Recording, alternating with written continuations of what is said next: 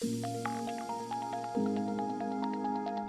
CCSS v9.0 is out, and I have to say this update is one of the most significant in the standard's history since it was first published back in 2015. This update covers so much ground, and it covers from DeFi to governance and even physical security. So Dirk, what are your thoughts on how this updated version 9.0 addresses the evolving challenges in the crypto industry?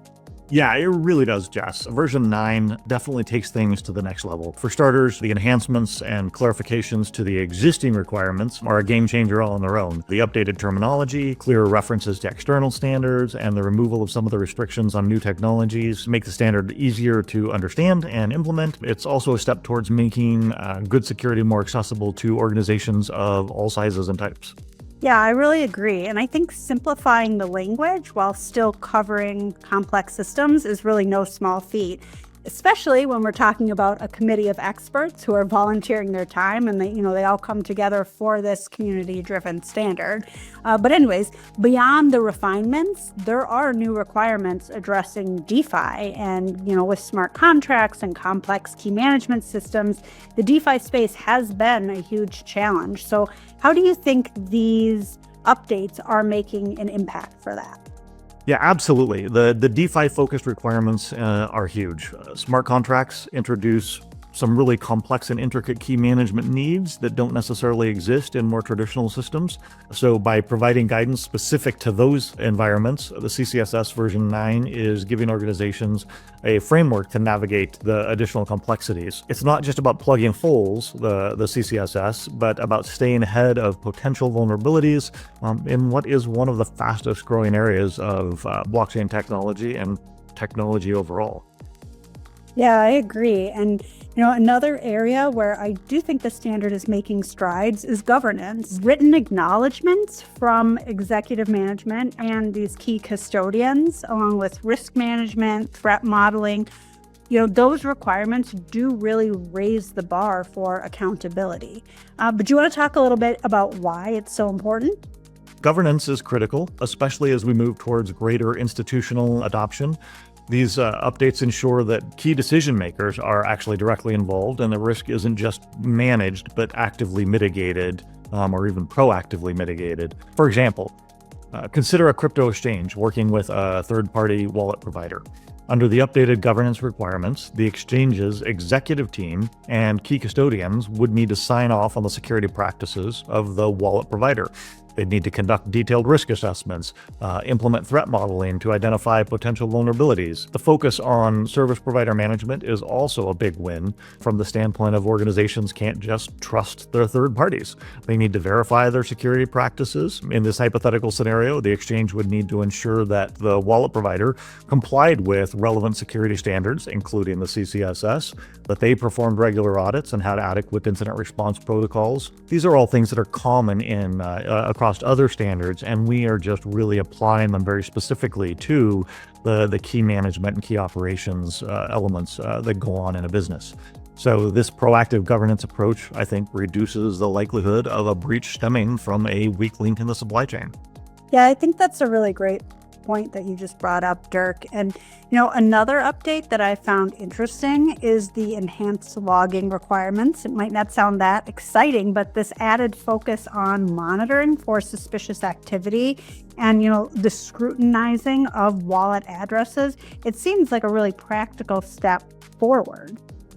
Yeah, it is, and kind of a common sense one. So logging has always been a cornerstone of security, and the requirements around log monitoring and alerting are not unique to the CCSS. You'll find them in PCI and ISO and everywhere else. But the new monitoring requirements make it more actionable on the case of key management. So it's not just enough to collect the log data.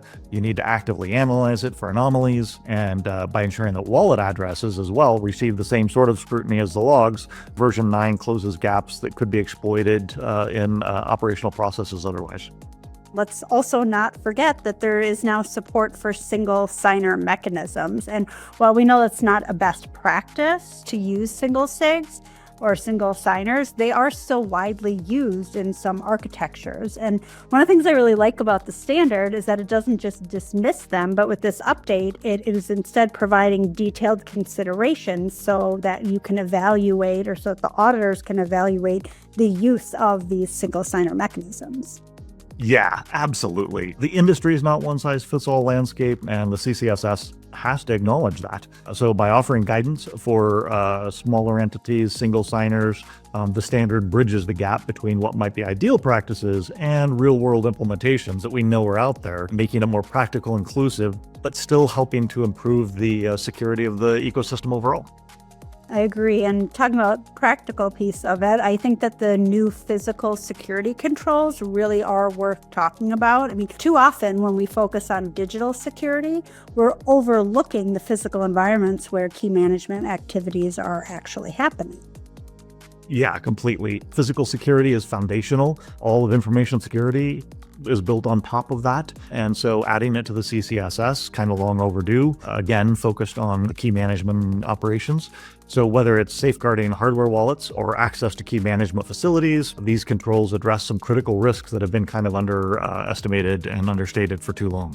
I agree. And, finally, a new requirement that I personally think is exciting is training personnel that are involved in key management. I think it's a really smart addition. And we both know how often human error plays a role in breaches. Exactly. Again, I feel, kind of redundant, but this isn't unique to CCSS. What we're doing is talking about it in the context of key management and the CCSS. Technology can only go so far. Without proper training, even the best systems are going to be compromised. So this requirement or these requirements ensure that everyone from key custodians to support staff understand what their role in maintaining security is. And it just makes it more of a holistic approach that I think is vital for reducing vulnerabilities and compromises. And with so many updates, I think it's clear that CCSS v9.0 isn't just an iteration. It really is a major step forward. So do you think that these changes will encourage broader adoption of the standard? I do, or I at least certainly hope so. The enhancements, I believe, make the CCSS more practical and scalable, while the new requirements address some specific challenges that organizations face today that they might not have faced 5 years ago. And as crypto grows, having a standard like this that evolves alongside the industry is key to driving adoption and building trust. Yeah, and that word trust, it really is the end goal. If we want businesses and institutional interest in crypto, we have to show that we're taking security seriously and that we're also adapting to new challenges as they come up. Couldn't agree more. The entire ecosystem is built on concepts of trust. And so the CCSS version 9 isn't just about compliance, it's about creating a foundation for that long-term success in the crypto space. Yeah, I think that you've done a good job breaking this down, Dirk. And it really is clear that this update is setting the stage for the next era of crypto security. It's pretty exciting. Yeah, and my pleasure, Jess. I agree with you. It's exciting and awesome to see how far we've come and to be a part of the effort to move the industry forward with the CCSS and C4.